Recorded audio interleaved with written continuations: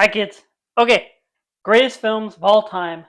Number 10. We're getting there. By the end of the week, we'll be done this list. Number 10 is Some Like It Hot from 1959, directed by Billy Wilder, uh, starring Jack Lemmon, Tony Curtis, Marilyn Monroe, George Raft. I mentioned George Raft in the Casablanca video when I was talking about Humphrey Bogart. George Raft, here he is in that gangster role. And then Joey Brown, of course. Fight me on it, but delivering the greatest final line of any film. Well, nobody's perfect. It's the best line when someone tells you you're a man. Oh well, nobody's perfect. So this is the fourth Billy Wilder film on this list, right? Um, Double Indemnity, The Apartment, Sunset Boulevard, and now this. He so far is the director with the most films on this list. So unsung, I think, gets overlooked all the time when you talk about greatest directors of all time. Definitely for his era, Billy Wilder. So since this is the last Billy Wilder, let's talk about Billy Wilder a little bit. So Billy Wilder was born Samuel Wilder. Billy was a nickname I think his mother gave to him.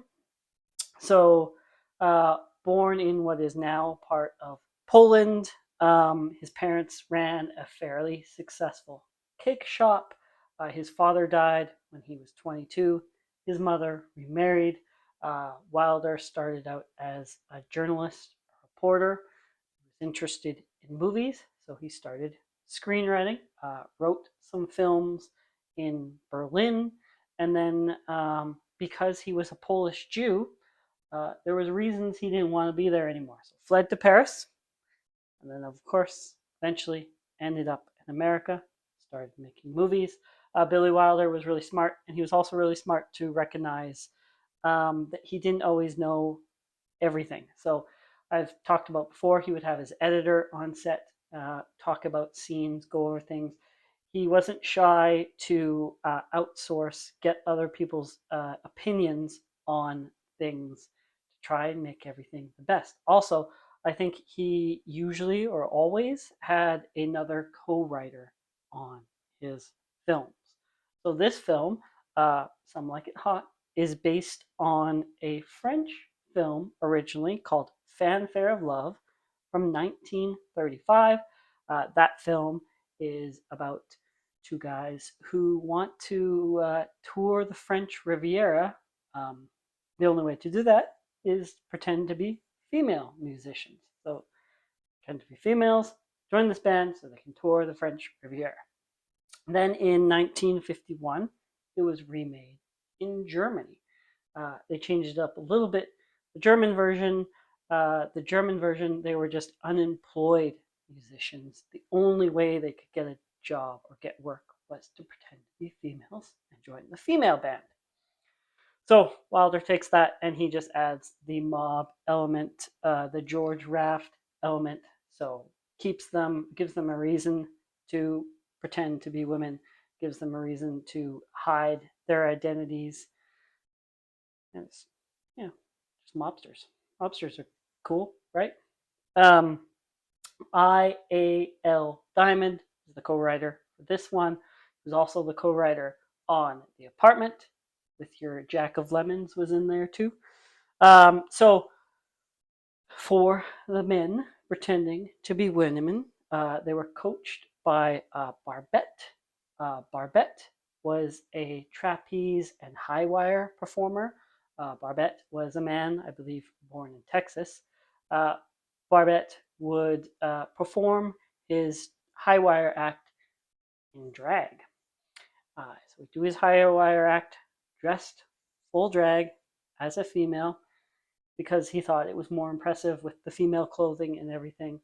And then at the end of his act, off comes the wig and big manly poses, I imagine. And then, oh, a man, because you got to give people a reason to be excited to see a man.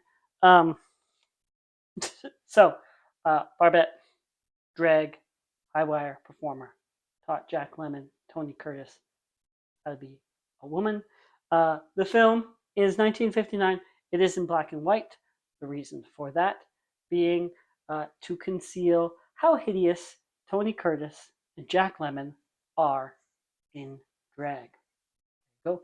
And then Marilyn, Billy Wilder was kind of surprised that Marilyn said yes to the part. At this point, she is Marilyn. He had worked with her before on The 7-Year Itch. Of course, nowadays there is cream for that, but it wasn't back then in 55. So, surprised she took the part. She took part. She was a little bit troubled during this time, maybe distracted, had some stuff going on, had difficulty delivering her lines. Curtis and Lemmon would bet how many takes it would take for her to nail it. 45, 50 takes were not uncommon. I know there's a scene in the film where she's looking in the drawers and everything, and Wilder would tape her lines inside there so we can't see she can open up the drawer, see her line, kind of like a Brando trick. Try and feed her lines that way. All right, so Some Like It Hot is number 10 on this list because AFI 98 list, greatest films of all time, it was number 14. Then when they redid the list in 2007, it was number 22. Also, when they had their list of the greatest, all of these genres, greatest comedy, Some Like It Hot was number 1. It's hard to argue with that. Definitely in the conversation. On Metacritic, according to the critics, it is number 25 best reviewed film of all time.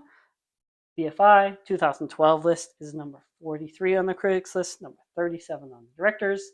Last year, 38 on the critics list and 62 on the directors.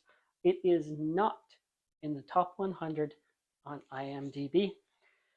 The hell is wrong with you? Get it in the top 100 on IMDb, and it'll be higher than number 10 on this list. Thank you for watching. Like, subscribe.